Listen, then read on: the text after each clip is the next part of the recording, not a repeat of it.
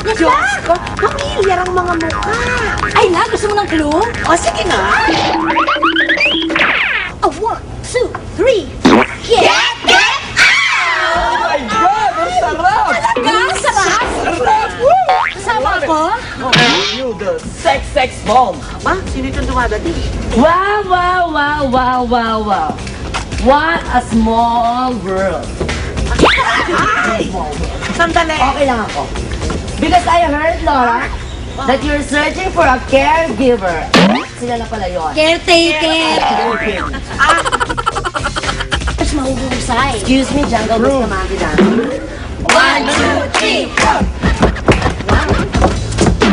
Ay!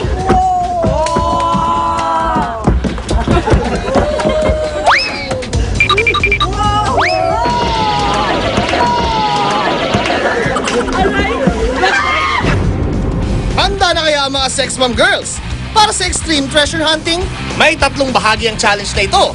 Ang Silver Surfer, balloon popping, at syempre, ang treasure hunting.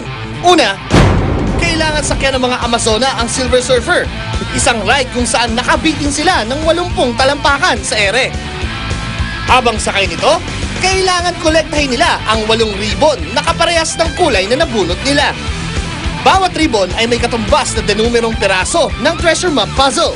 Bawal kumuha ng ibang kulay na ribbon dahil magiging dahilan ito para magka-penalty sila sa huling bahagi ng challenge.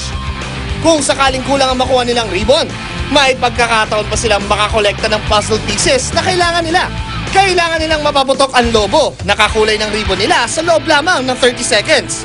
Bawat lobong mapaputok nila ay katumbas ng treasure map puzzle piece na hindi nila nakuha mula sa Silver Surfer ride. Pag natapos na nila ang stage na ito, pwede na silang mag-treasure hunt! You have to pick, you have to see your colors inside that mini basket. Agad-agad! Simulan na! Our first challenger is none other than Micah. Simulan na! Agad-agad! Yan! Go, Marka! Yellow!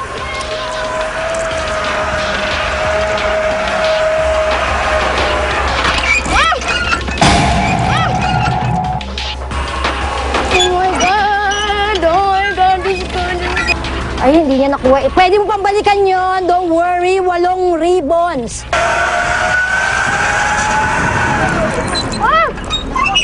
Yan, nakuha niya na yung pangalawa.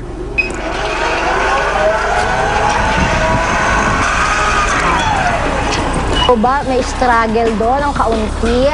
Faster! Gusto kong makumpleto yun talaga. Kaso, mahirap talaga, lalo na pag paatras, biglang aatras, hindi ka na makakuha kasi sobrang bilis. 6 lang nakuha ko. Pero hindi ako nakakuha ng ibang colors. Color ko lang talaga. Si Angelo, ang aking future husband-in-law. At may isa pa tayong guest dito, mga kaibigan. All the way from Olongapo City. Lisa Subic. Let's have, Kuya, ano pangalan? Si Jericho, di ba? Hindi bagay yung pangalan sa kanya. Dapat ang pangalan mo, Godong. Okay, so you have $1 pieces missing, right? Okay, but for you to get these 2 pieces missing, dapat mo putukin yung balloon. Kinakabahan ako nung pagbunot ko kasi ayoko nung pana, hindi po ako marunong nun. So, nung nakita ko yung pang dark, medyo okay siya.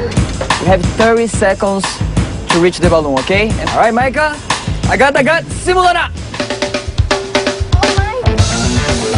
30 seconds, huh? Oh, malapit. Come on, you have 30 seconds. Whoa. Yung mata ko, nandun sa baba, yung kulay dilaw na balloon. Yung kamay ko, hindi ko alam kung bakit napunta doon sa taas. Sabi ko, ba't ganon? Doon ako nakatingin pero doon tumama. Hindi po talaga ako magaling sa mga. Buti na nakaputok ako na isa. Dahil isa lang ang napaputok ni Micah na lobo, isang puzzle piece lang ang pwede niyang may dagdag. Agad-agad! Abangan mamaya sa Ang Yaman ni Lola.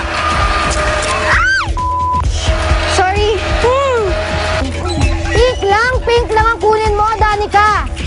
Sige.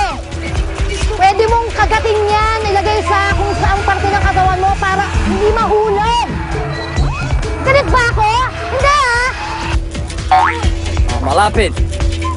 Yes! Sa ating first challenge, naku, wala pa siya nakukuha. Kumuha ka na ba? Nakahinto! Green lang! Bakit kumuha ka ng ibang kulay?